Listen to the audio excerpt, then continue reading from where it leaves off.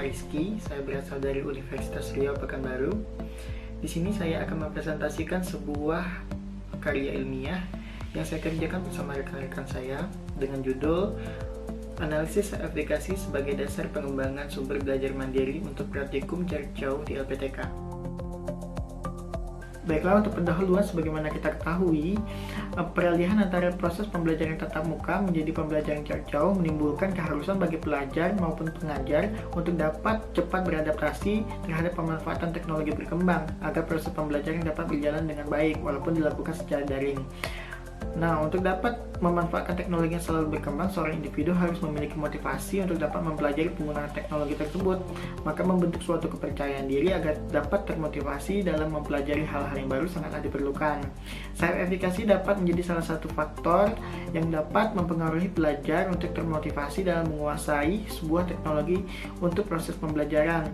Nah, selain daripada permasalahan tersebut, PJJ juga menimbulkan tantangan bagi proses pembelajaran praktikum, di mana praktikum yang memerlukan peralatan khusus dan ruangan khusus tidak dapat dilakukan. Oleh sebab itu, kami mengangkat sebuah judul penelitian mengenai analisis aplikasi sebagai dasar pengembangan sumber belajar mandiri untuk praktikum jarak jauh di LPTK.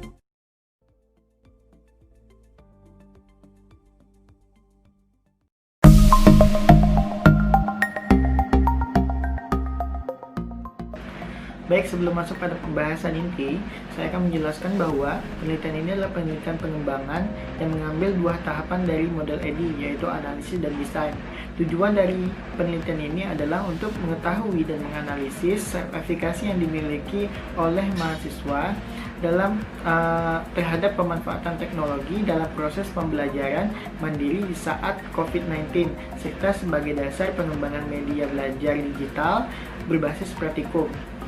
Nah, untuk jumlah responden yang dipakai yaitu 159 dari perwakilan 4 LPTK yang ada di Pekanbaru Riau.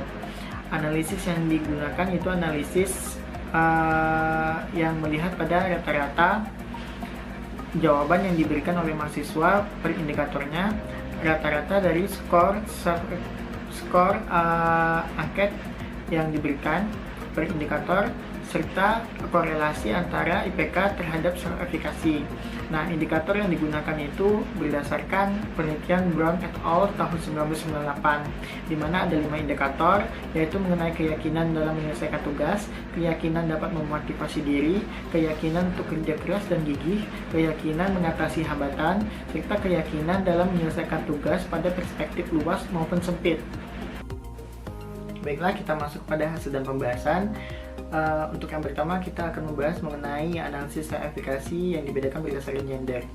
Nah, hasil ini dilihat dari rata-rata jawaban yang diberikan oleh mahasiswa laki-laki dan perempuan, sehingga dapat kita lihat pada grafik bahwa laki-laki itu sedikit lebih tinggi grafiknya dibandingkan dengan mahasiswa perempuan. Nah, hal ini menunjukkan bahwa laki-laki lebih bereaksi positif terhadap pemanfaatan teknologi dalam penyelesaian tugas. Nah, hal ini sejalan dengan pendapat Wicaksono dan Urumsa tahun 2018 terkait penelitiannya yang menyebutkan bahwa laki-laki itu lebih bereaksi positif terhadap teknologi dan memiliki keahlian lebih tinggi dalam penggunaan komputer dibandingkan dengan perempuan.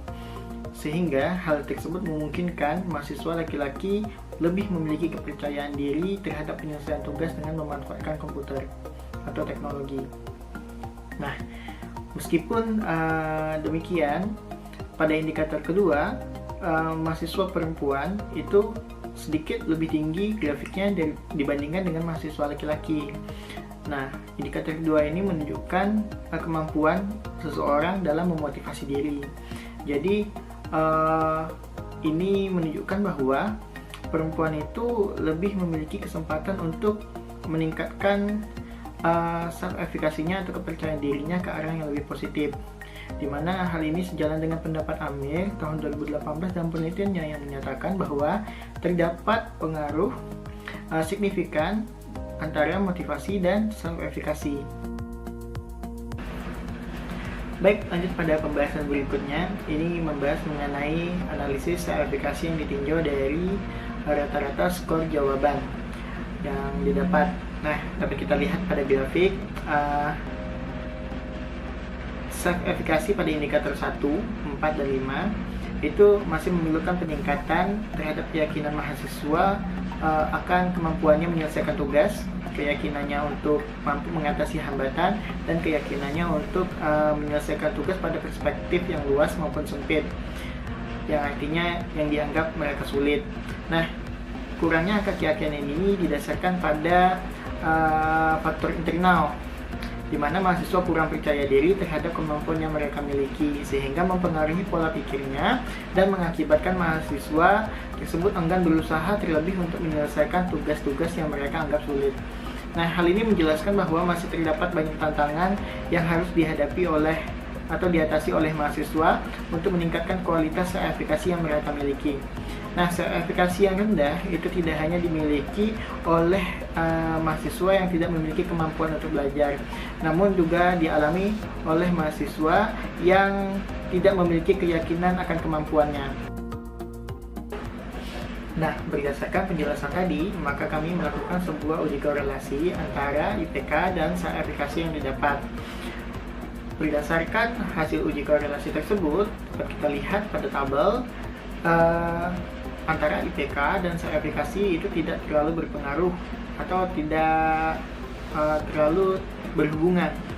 Nah, sebab sertifikasi tidak hanya didasarkan pada faktor internal saja, tapi juga didorong oleh faktor eksternal. Nah, dalam Bandura 1997 juga dijelaskan tinggi rendahnya sertifikasi seseorang dipengaruhi oleh faktor internal dan eksternal, di mana faktor internalnya itu seperti budaya, ekonomi, kesulitan suatu tugas yang dialami, kemudian latar belakang keluarga, serta reward yang didapat. Sedangkan faktor internal bisa dipengaruhi oleh gender, usia, dan kemampuan diri. Oleh sebab itu, kecerdasan seseorang belum bisa menjadi dasar seseorang tersebut memiliki sertifikasi yang baik, sebab terdapat banyak faktor yang akan mempengaruhi sertifikasi seseorang. Nah, setelah penjelasan dari sertifikasi tadi, kami juga merumuskan sebuah konsep dasar pengembangan sumber belajar mandiri, yaitu praktikum jarak jauh, yang ditinjau dari perspektif indikator sertifikasi yang hendak dikembangkan. Jadi, untuk yang pertama itu dilihat dari perspektif keyakinan dalam menyelesaikan tugas. Desain virtual atau media yang akan dibentuk itu haruslah mampu membantu mahasiswa dalam memahami konsep dasar materi. Kemudian dilihat dari perspektif keyakinan dalam memotivasi diri. Nah, agar sumber belajar dapat memberikan motivasi terhadap penggunanya, desain media yang dibuat haruslah memperhatikan unsur-unsur yang dapat menarik perhatian pengguna. Nah, sehingga mereka termotivasi dalam mencoba teknologi tersebut. Kemudian yang ketiga itu dilihat dari perspektif keyakinan untuk mampu bekerja secara gigih, dan ini juga digabungkan pada indikator berikutnya, yaitu mengenai keyakinan dalam mengatasi hambatan, karena ini merupakan satu rumpun. Jadi diupayakan untuk membuat sebuah desain virtual laboratorium yang dapat meningkatkan karakter sikap ilmiah pengguna dengan cara menyesuaikan desain yang sesuai dengan keadaan real pada suatu praktikum. Kemudian yang terakhir itu dilihat dari keyakinan dalam mengatasi tugas pada perspektif luas maupun sempit.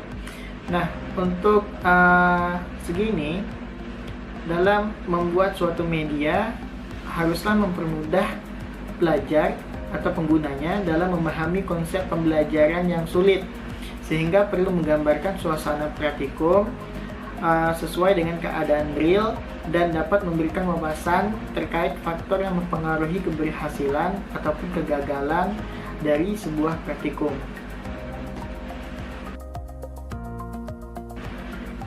Baik, sampai pada kesimpulan pada karya ilmiah ini yaitu indikator sertifikasi pada aspek keyakinan dalam menyelesaikan tugas, mengatasi hambatan dan menyelesaikan tugas pada perspektif luas maupun sempit atau yang dianggap sulit, itu masih memerlukan peningkatan.